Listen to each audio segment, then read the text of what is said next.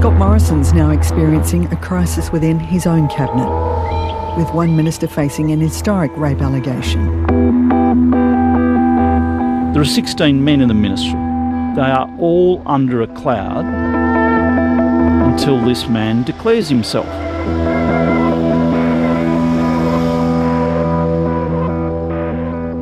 Just when you thought we had plumbed the depths of allegations of bad, indeed criminal behaviour by our political class, things have become more horrific. Over the weekend, the story about the toxic culture in Parliament House and the way women are treated in politics morphed into one that is even more tragic and which now also poses an existential threat to the Morrison government. It involves an alleged most brutal rape of a 16-year-old girl 30 years ago and her death by suicide last year. Instead of an allegation of rape against a government staffer, in the Brittany Higgins case, the allegation is against a federal cabinet minister. Dealing with the allegations is made all the more difficult because neither party has been named. I had a discussion with the individual, as I said, who absolutely rejects these allegations.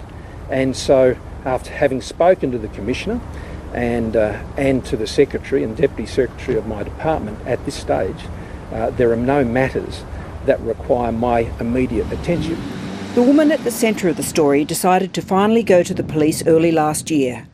She gave New South Wales Police an informal statement in February and returned to her home in South Australia before taking her own life in June.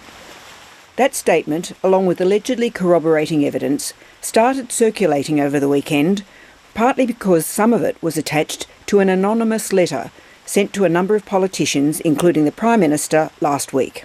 When I was overthrown... Former Prime Minister Malcolm Turnbull and his wife Lucy received a letter from the woman in late 2019, seeking their advice about what she should do about the alleged assault in 1988. It's a pretty harrowing account. She sought our advice. When I learned about 6 months later that she'd taken her own life, I contacted the South Australian Police Commissioner and forwarded to him her email to us and our response because, I assumed there would be a coronial inquest. But there are further questions about what a Prime Minister should do in these circumstances if the allegations involve one of his own ministers. What would you have done if you'd received that letter as Prime Minister? Well, firstly, I would have referred it to the police. The question obviously is, would the Prime Minister ask, require the minister who is the subject of the allegation to step down? I think the answer is probably yes, but I've got a proviso to that sometimes when an investigation is underway, the police would not want the person being investigated to know that it's underway. Obviously there could be a police investigation and one started, but it's been terminated. That could be revived. Secondly, and this is a long part of our law, there could be a coronial inquiry. That's a very important part. And thirdly, there could be a private inquiry initiated by the government and conducted upon appropriate terms in-house. They can all be done concurrently, and the public really now have got a right to know that this is being handled properly at every available level. It could well be that through these investigations, the Cabinet Minister's reputation is cleared. But that's the process we should be going through. As things currently stand, a New South Wales police investigation started last year is closed, and the South Australian coroner has not announced an inquest almost 8 months after the woman's death. The likelihood of a successful police investigation is slim because of the absence of the woman involved. But that doesn't mean that it's hopeless. Well, I'm not the police force. I've given it to the police to investigate. A coronial inquest, on the other hand, would be less constrained by those evidentiary rules. It'd be looking for contributory causes, and that's in addition to what appear to be many statements that the woman gave to her friends. There are also questions about whether the federal government could initiate an inquiry with an independent chair, much like the High Court did over the Dyson-Hayden allegations. I would say to the government, this is the best way to go. The involvement of those people who are intimately involved with these events can be protected with appropriate confidentiality, just as it was in the High Court inquiry. Those are the legal questions, but there is also the separate question about what the minister involved and the Prime Minister need to do to clear the reputational cloud now hanging over a substantial part of the Cabinet. Did I raise it? Yes, I did. And he vigorously and completely denied the allegations. So that means there is a proper process for it now to follow. Well, I think the ball is really in the court of the minister concerned. I mean, he knows who he is, everyone knows who he is. He may well have known about these allegations for a long time. One of the things we don't know is whether he'd had any communication with the woman who'd made the complaint, right? So there's a lot of questions to be answered. But, you know, I think for the sake of his colleagues, the government, everybody, he should front up and state who it is. When did you first hear about the letter last week? Wednesday evening. And you spoke with the minister when was that? Sorry? Wednesday evening.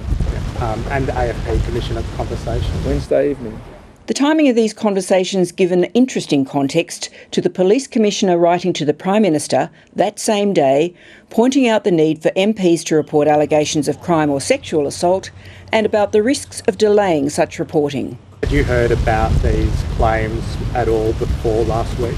No, not really of any substance. What had you heard, if not of substance? Only rumours of an ABC investigative journalist making some inquiries. That's all I'd heard. I didn't know the substance of them. Did you know who it was about when you heard those rumours, or you heard vaguely about? I tend to not pay attention to rumours. Spreading the damage around, Liberal MP Sarah Henderson announced yesterday that she had forwarded an email she had received about a Labor MP to the police. Geoffrey Watson says that further strengthens the case for an independent inquiry.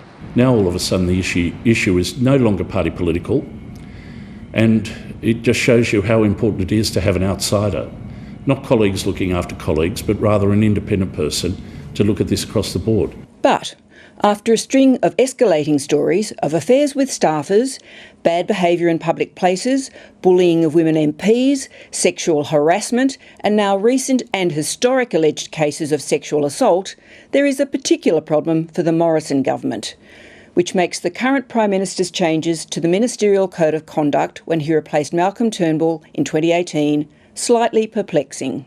What Scott changed was the forward. My forward was really focused on issues of leading by example, of responsibility, the responsibility to lead by example, the responsibility to live the values you talk about. It is essentially a question for leadership. You know, ministers and members and senators, you know, but ministers above all, have to lead by example. Meanwhile, the problem for the government is that the Cabinet Minister may be named in Parliament. There is, of course, always the avenue of using parliamentary privilege. It's open for any member of the Parliament to stand up and call this out when Parliament resumes. I don't think the Prime Minister should wait for that.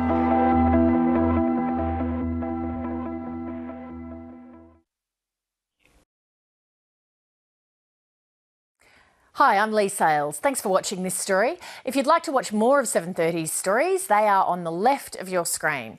And tap on the button below to subscribe and get the latest from ABC News.